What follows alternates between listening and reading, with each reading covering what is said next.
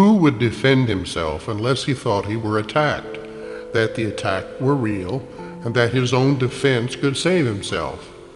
And herein lies the folly of defense. It gives illusions full reality, and then attempts to handle them as real. It adds illusions to illusions, thus making corrections doubly difficult. And it is this you do when you attempt to plan the future, activate the past, or organize the present as you wish. You operate from the belief you must protect yourself from what is happening, because it must contain what threatens you. A sense of threat is an acknowledgement of an inherent weakness, a belief that there is danger which has power to call on you to make appropriate defense.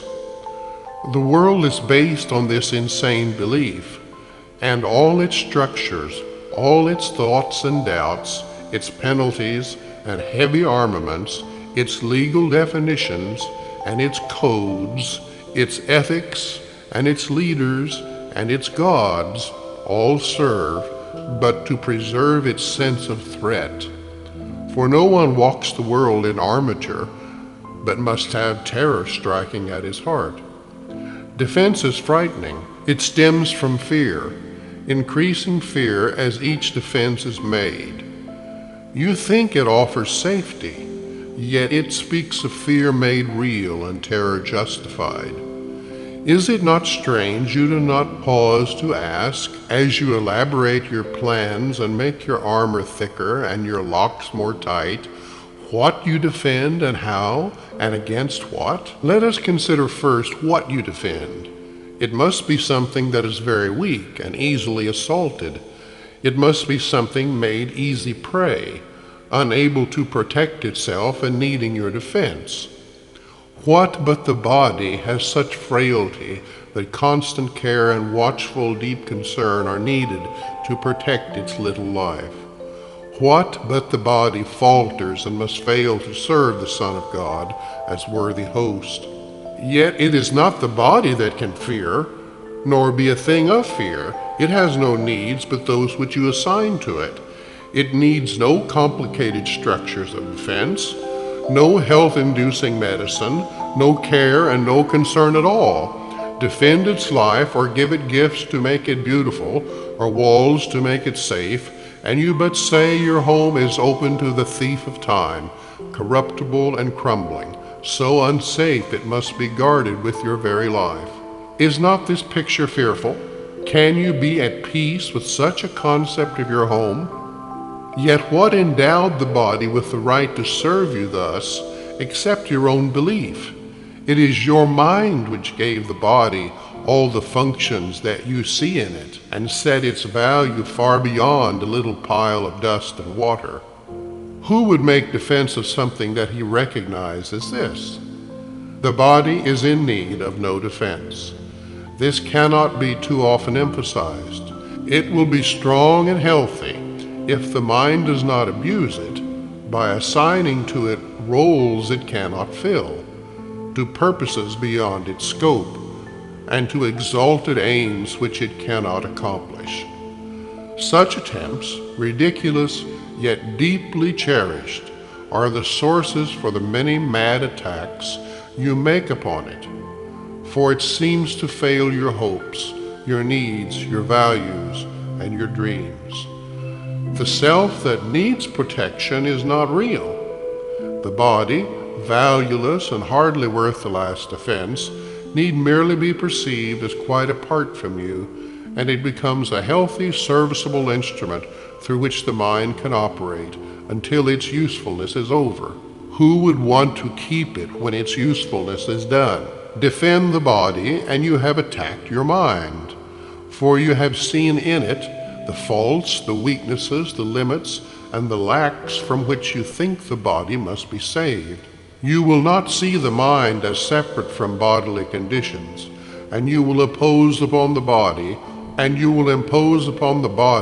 all the pain that comes from the conception of the mind as limited and fragile, and apart from other minds and separate from its source. These are the thoughts in need of healing, and the body will respond with health when they have been corrected and replaced with truth.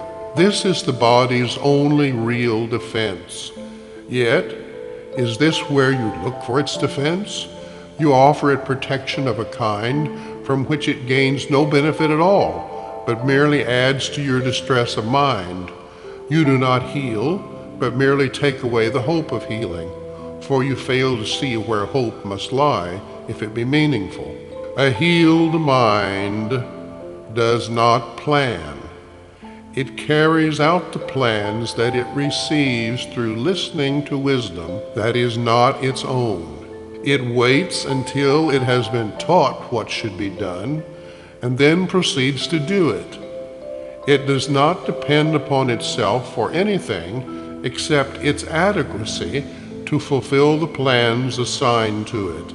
It is secure in certainty that obstacles cannot impede its progress to accomplishment of any goal that serves the greater plan established for the good of everyone. A healed mind is relieved of the belief that it must plan, although it cannot know the outcome which is best, the means by which it is achieved, nor how to recognize the problem that the plan is made to solve. It must misuse the body in its plans until it recognizes this is so. But when it has accepted this as true, then is it healed and lets the body go.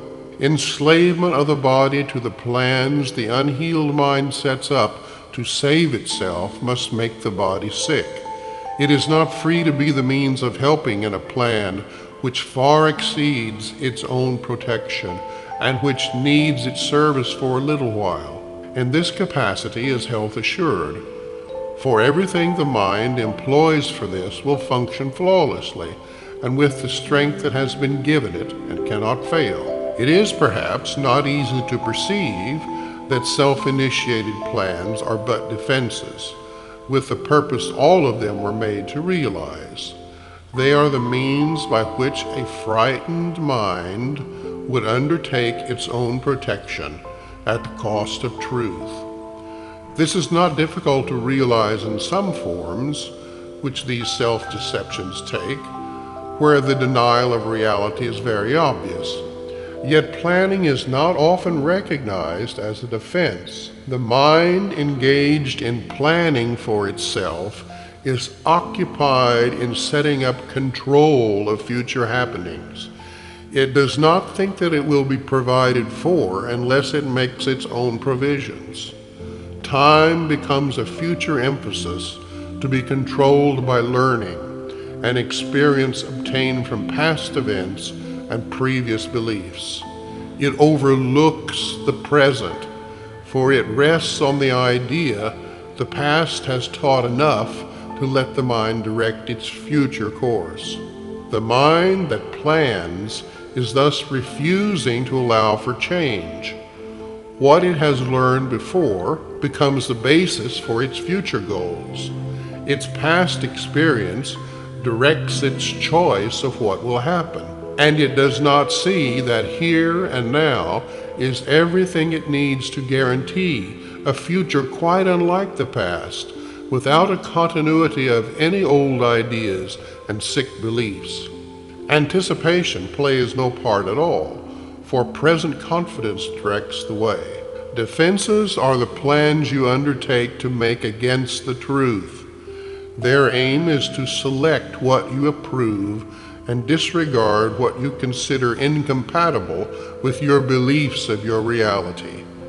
Yet what remains is meaningless indeed, for it is your reality that is the threat which your defenses would attack, obscure, and take apart and crucify.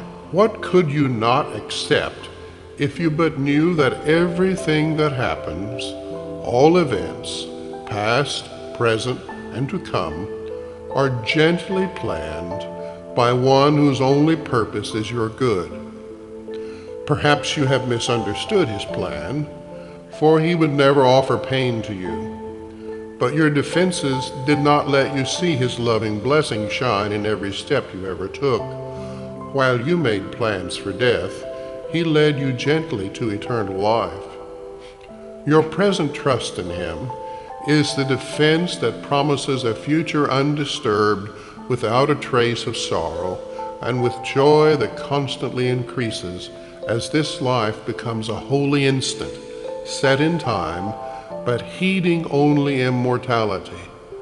Let no defenses but your present trust direct the future, and this life becomes a meaningful encounter with the truth that only your defenses would conceal. Without defenses, you become a light which heaven gratefully acknowledges to be its own, and it will lead you on in ways appointed for your happiness according to the ancient plan begun when time was born. Your followers will join their light with yours, and it will be increased until the world is lighted up with joy. And gladly will our brothers lay aside their cumbersome defenses, which availed them nothing and could only terrify. We will anticipate that time today with present confidence, for this is part of what was planned for us. We will be sure that everything we need is given us for our accomplishment of this today. We make no plans for how it will be done, but realize that our defenselessness is all that is required for the truth to dawn upon our minds with certainty. For 15 minutes twice today, we rest from senseless planning and from every thought that blocks the truth from entering our minds. Today, we will receive instead of plan, that we may give instead of organize. And we are given truly, as we say, if I defend myself, I am attacked. But in defenselessness, I will be strong, and I will learn what my defenses hide. Nothing but that.